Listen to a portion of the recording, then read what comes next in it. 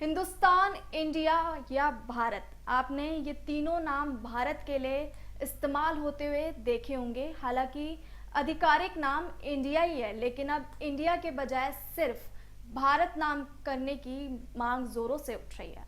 अब सवाल ये है कि जिस देश को हम हिंदुस्तान, भारत या इंडिया कहते हैं, उनके पीछे क्या कहानी है, कहाँ से ये नाम आए हैं।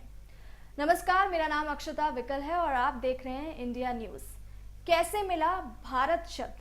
तो इसके पीछे कई अलग अलग कहानी है, लेकिन सबसे मशहूर कहानी है महाभारत की, जो एक प्रचलित और लोकप्रिय कहानी है। बता दें कि हर्षि, विश्वामित्र और मेनका की बेटी शकुंतला और पुरवंशी राजा दुष्यंत का गांधर्व विवाह हुआ था। उसके बाद उनके बेटे का नाम भरत पड़ा। वहीं ऋषि कर्ण ने आशीर्वाद दिया कि भरत आगे चलकर चक्रवर्ती सम्राट बनेंगे और उनके नाम पर इस भूमि का नाम भारत प्रसिद्ध होगा।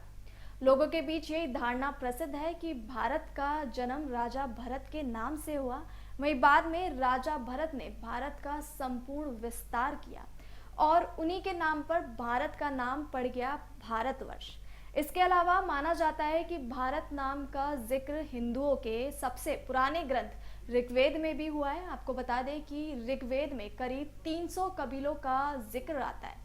इनमें प्रमुख थे पुरु, यदु, अनु, द्रव्यु और तुर्वासा। इनके अलावा एक और कबीला था जिन्हें भारत कहते थे। इस कबीले के राजा का नाम था सुदास। साथ ही ऋग्वेद में एक लड़ाई का जिक्र है जो 10 राजाओं के बीच हुई थी। बता दें कि रावी नदी के किनारे ये लड़ाई हुई थी। वहीं युद्ध में एक तरफ थे राजा सुदास और दूसरी तरफ थे 10 कबीले।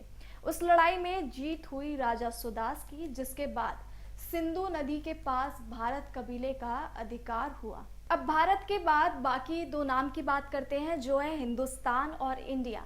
इन दोनों के नाम का आपस में गहरा रिश्ता है, क्योंकि इन दोनों के नाम के मूल में एक ही नाम है, सिंधु। और हिंदुस्तान शब्द के पीछे सिंधु नदी का हवाला दिया जाता है। दरअसल मध्य युग में तुर्क और ईरानियों ने भारत में प्रवेश किया और वो सिंधु घाटी के रास्ते भारत में घुसे। वहीं तुर्क और ईरानी सा का उच्चारण हा करते थे, इसलिए सिंधु का नाम बोलचाल में हो गया हिंदू।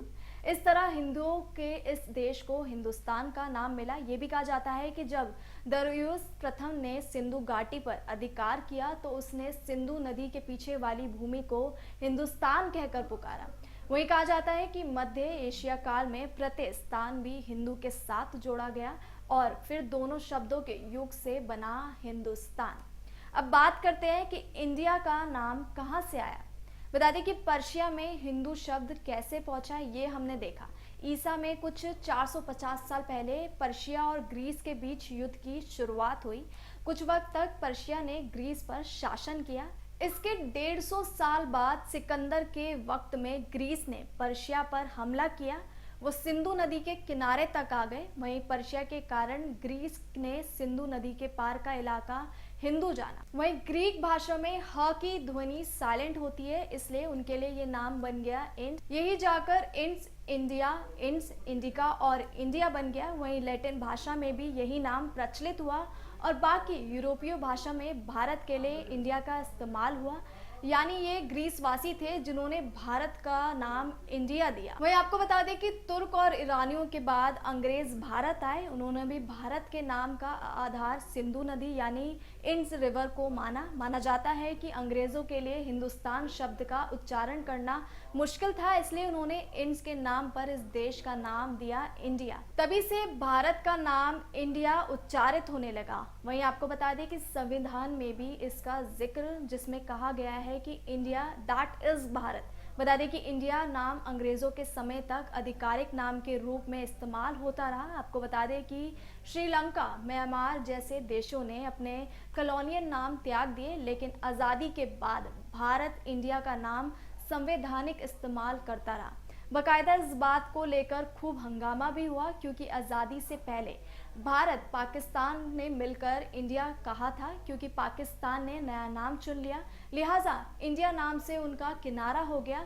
वहीं जिन्ना को लगा था कि इंडिया नाम किसी को नहीं मिलेगा, लेकिन जब उन्हें पता चला कि इंडिया को अभी भी इंडिया कहा जाता है तो वो बहुत नाराज हुए। वहीं सितंबर 1947 में बंटवारे के 8 हफ्ते बाद जिन्ना ने लुई माउंटबेटन को खत लिखकर एतराज भी जताया।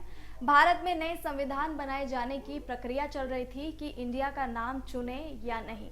आपको बता दें कि साल 2004 में उत्तर प्रदेश विधानसभा में पूर्व सपा सुप्रीमो मुलायम सिंह यादव ने एक प्रस्ताव पेश किया। इसमें कहा गया कि संविधान में संशोधन कर इंडिया दैट इज भारत के बदले भारत दैट इज इंडिया किया जाना चाहिए। वहीं आपको बता दें कि सदन में ये प्रस्ताव सर्वसम्मति से पारित भी हुआ। इसके अलावा साल 2020 में इस पर बाबल सुप्रीम कोर्ट में एक PIL भी दाखिल हुई थी, जिसे कोर्ट ने ये कहते हुए खारिज कर दिया था कि संविधान में दोनों नामों को जगह मिली हुई है।